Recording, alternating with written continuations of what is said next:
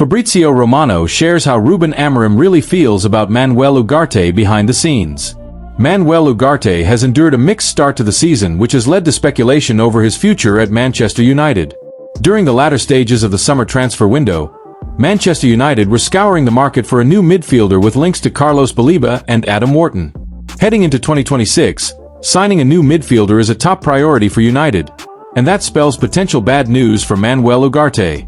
Reports claimed United were open to selling Ugarte this summer, but the Uruguay international ended up staying put in Manchester. But his performances this season have not earned him a starting spot under Ruben Amorim, and now speculation about an exit is ramping up again. Ruben Amorim's stance on Manuel Ugarte's future. One of the main frustrations around Ugarte this season is that Amorim has repeatedly put him above Kobbie Mainoo in his pecking order. With Casemiro also in the final year of his contract, it feels as though United are on the verge of a midfield overhaul.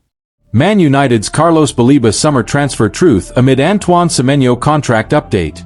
Manchester United continue to be linked with a number of incoming signings despite spending over £200 million bolstering their forward line in the summer transfer window. Brighton and Hove Albion's Carlos Baleba was linked with a move to Manchester United in the summer transfer window. Manchester United supporters have been told the truth behind the club's interest in Brighton Hove Albion midfielder Carlos Baleba in the summer, following an interview with Seagulls owner Tony Bloom. Ruben Amorim's side were heavily linked with the Cameroonian midfielder and are big admirers of the 21-year-old, with United's engine room in need of improvement. He's not the only Premier League star to have been linked with a move to Old Trafford, with Bournemouth star Antoine Semenyo also a player of interest in recent months. Man United Carlos Baleba transfer truth. Brighton chairman Bloom has played down any suggestion of there being a transfer saga concerning United and Seagulls midfielder Baleba. United have been strongly linked with the Cameroonian in recent months, but their Premier League rivals are understood to have set an asking price in excess of the fee they received for Moises Caicedo from Chelsea. Bloom says he gave Ruben Amorim's side a straightforward answer when they asked about signing Baleba last summer. In an interview with the Argus, Bloom said, "I don't think Baleba was a saga. There was interest from Manchester United, and we said that he wasn't available this summer and they went away. So we've had many bigger sagas in the past. But Carlos Baleba, his improvement has been immense. Massively important player to this football club, and just delighted that he's with us for this season." The man says, "It's no secret that Manchester United want to bolster their midfield options as they search for a Casemiro successor, and just because they were unable to sign Baleba in the summer, that does not rule out a move in the future. That being said, the need to comply with PSR will likely rule out a January approach." Antoine Semenyo contract update. Bournemouth star Antoine Semenyo reportedly has a release clause in his contract with the Cherries which could pave the way for a move to Old Trafford. Talksport say both Man United and Spurs held talks with the forward last summer before he signed a new deal with Andoni Iraola's side. The exact details of the release clause are not yet known, but Bournemouth reportedly value Semenyo in the region of £75 million. The men says, Semenyo would be another brilliant addition for United, but having spent £200 million in the recent summer transfer market, they had to offload some players in order to make room for the Ghana international. He's also expected to be in high demand and United would need to offer playing assurances. Bournemouth winger Antoine Semenyo has been in sensational form this season. Rio Ngumaha annoyed me by taking my Liverpool record, but he can be one of the best in world. Ben Woodburn saw his record as Liverpool's youngest ever goalscorer taken away in August, but he is predicting big things for Rio Ngumaha. Rio Ngumaha has been backed to become one of the best wingers in the world by the man he scrubbed from the Liverpool record books. Reds teenage talent Ngumaha became the youngest goalscorer in the club's history when he struck a 100th-minute winner to beat Newcastle 3-2 at St James Park in August at the age of 16 years and 361 days, taking the previous record set by Ben Woodburn when he struck against Leeds United in the League Cup at the age of 17 years and 45 days in November 2016. Woodburn, now at Salford City, admits he didn't enjoy seeing his record fall, but thinks Ngumaha has got what it takes to become a global star with the Reds. "I didn't love it," Woodburn told the Manchester Evening News when asked about seeing his record go. "But I was really happy for him. For me, I kind of felt in the moment that the record didn't really matter. I probably didn't realize how big it was at the time. So I'd imagine he's the same. He's probably just loving playing his football. He's played since and he's been great every time he's played for Liverpool. So I'm sure he'll be fine." Liverpool have just signed Isak and Ekatike for over £80 million each. It's so difficult for a 17-year-old lad to play, but I was surprised how many games he's played already. To me, he looks like he could be one of the best wingers in the world at one point, so hopefully he can kick on and do that. Things didn't work out for Woodburn at Anfield after he burst onto the scene as a teenager, and the Wales international ended up leaving the Reds in 2022 after 11 appearances for the first team, the same amount of international caps he has for his country. Ben Woodburn was 17 years and 45 days old when he scored against Leeds United in November 2016. He was loaned out by the Reds 4 times before joining Preston on a permanent deal 3 years ago, and then moving on to Salford last year. I went on a few loans where I didn't play as many games as I needed to, admits Woodburn. I stumbled in my career at that point. When you're not playing and other kids are playing, they're going to get better and better. I learned a lot from going on those loans, but it probably wasn't ideal that I wasn't playing all the time at 17 and 18. I didn't play too much for half a season at Sheffield United. Then I got injured, so I wasn't even training back at Liverpool. Oxford, I got injured for 6 months. It's hard to get going again after getting injured and not really playing.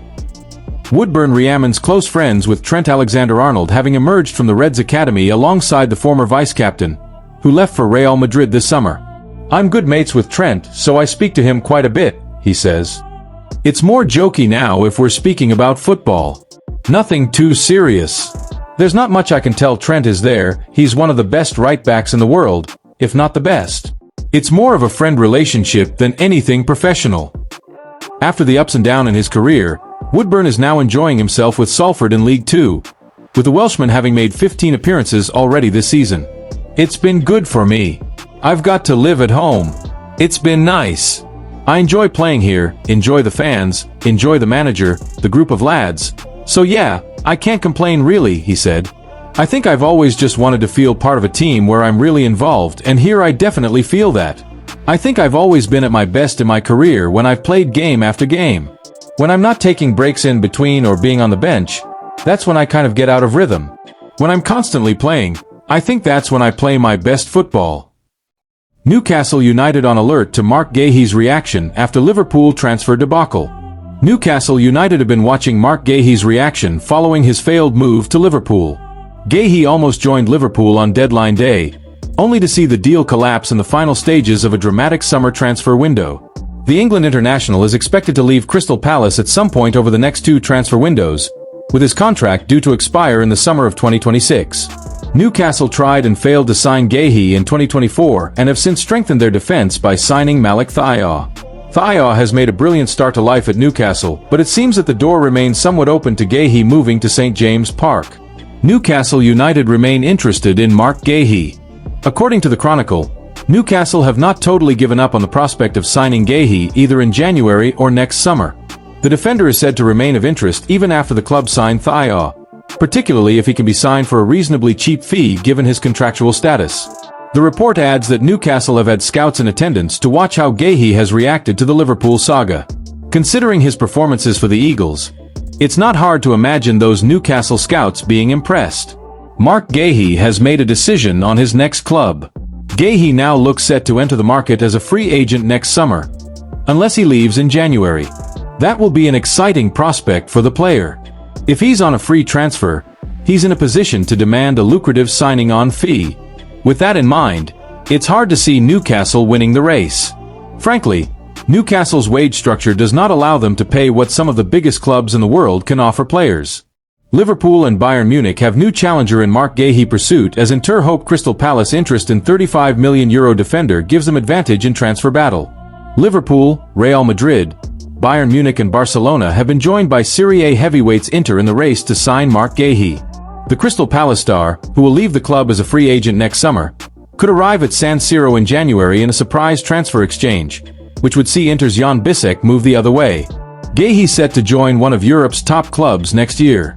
Guéhi has already confirmed his desire to leave Crystal Palace. The only uncertainty is whether he will depart in January or leave as a free agent at the end of the season. Over the summer, there was an agreement in place between Palace and Liverpool for the transfer of Guéhi. Surprisingly, the €40 million, £35M/$47M, move collapsed on deadline day after the Eagles failed to find a suitable replacement. The Reds, though, haven't given up on their pursuit of the rock-solid English defender. But they aren't the only side to have shown an interest in acquiring Guéhi's signature. Indeed, La Liga heavyweights Barcelona and Real Madrid, as well as reigning Bundesliga champions Bayern Munich are keen on signing the Palace captain. Inter enter the fray for Guehi. According to a report from Tuttosport, the European giants have been joined by Inter in the race to land the coveted signature of Guehi. The Nerazzurri are planning to propose a January transfer exchange involving Jan Bissek. The Cologne-born defender was reportedly already approached by Palace in the summer, tabling a €35 million, £30M/$41M, offer for the 24-year-old services.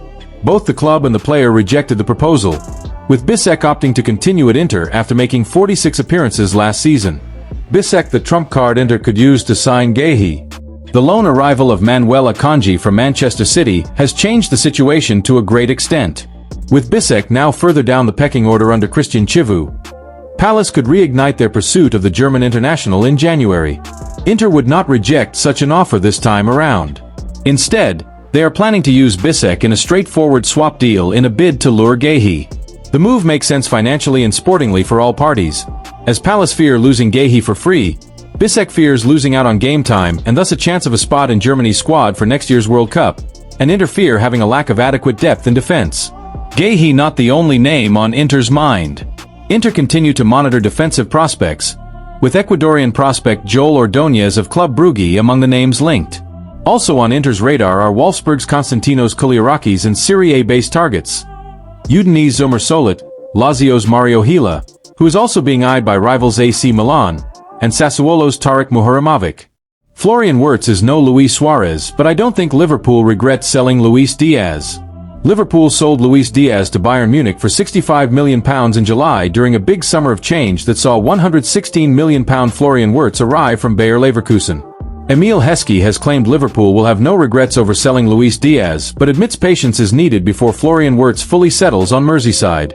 Former Red striker Heskey, who was a key part of the squad that lifted the UEFA Cup, League Cup and FA Cup in 2001, says the decision to offload Diaz to Bayern Munich in July for £65 million made sense from a business perspective. Heskey thinks the call to move Colombia international Diaz on in the summer has afforded Cody Gakpo an opportunity that he has yet to grasp in the Liverpool team this season after 3 successive defeats against Crystal Palace, Galatasaray and Chelsea. I think Gakpo needs to come into his own, Heskey told Pundit Arena. I think he's got to show a little bit more, especially on that left wing. He needs to show a little bit more for me. I was hoping he could be the one that would be stepping into that void that Luis Diaz has left. I don't think they regret selling Diaz though. Business is business. No matter how much a team spends on a player, they're still going to need a little period of bedding in, and it might be longer for some than others. When you look at Luis Suarez, he hit the ground running. But not every player's like that. Wirtz is needing that bedding in period, especially with the price tag because that will be in his head as well. I don't think Wirtz's start would have dented his confidence. Sometimes you've got to take someone out of the firing line. You've got to remember this, and we talk about it all the time with this being the toughest league in the world and being the most relentless as well. So some players need to be taken out the firing line and taken out the firing line for their own good, because if you ask the player, they'll say, "No, keep me playing." And it might not be right for them. So sometimes you take them out the firing line, give them a little freshen up, and then put them back in and slowly bring them back into the team. When you look at the intensity that he has to play at in this Liverpool side, I doubt he would have had to play like that ever before. So he's got to get used to that, and then as well, when you're talking about defensively, you've got to say some of the Premier League defenses are the best in the world. So I think you've just got to give the players like Wirtz time. The Premier League champions return to action on October 19th when they entertain Manchester United at Anfield, and Arne Slot enters the most-watched club fixture in football on his worst run as Liverpool boss, having lost 3 in a row before the international break. Former England striker Heskey added, defensively, he wants to get things solid again.